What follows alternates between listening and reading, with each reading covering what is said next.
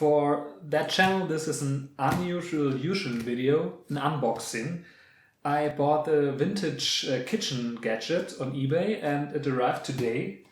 It's a small electric grill, I think nearly unused, and I hope I can use it in future retro cooking videos.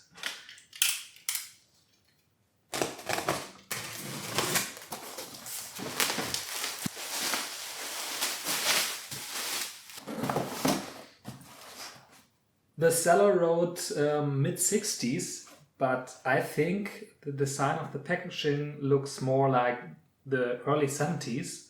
60s, mostly there were no photos, but maybe we can find out.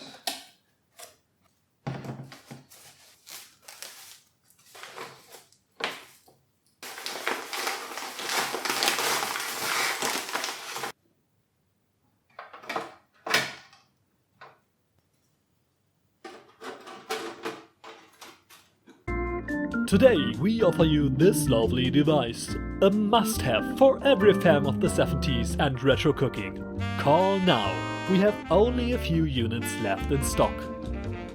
Actually, I couldn't find out in which year this device was produced. In the instruction manual there is no year mentioned, and also on the device itself and on the box there's no hint. But on the manufacturer's website, the logos between 1943 and 1975 are shown, and the logo is the last one from this series. So I'm pretty sure that the device is from the early or mid-70s. And by the way, I think the design looks pretty old school, but in a good way.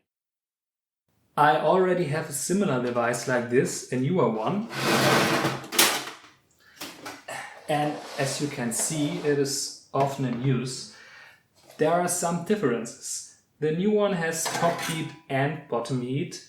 This device only has top heat, but on this device you can only turn on or turn off the heat.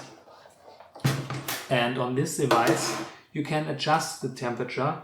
So I think the heat is much stronger on this device, and you can not only use it to gratinate toast. I think it's a real electric grill.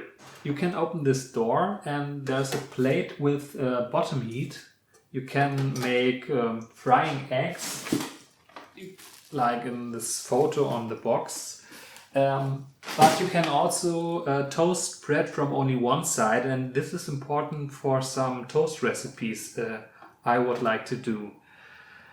Actually, I'm a bit disappointed, not much but a bit, because first, the device is smaller than I thought, but that is no big problem. But second, there are two plates, and one plate is an aluminum plate.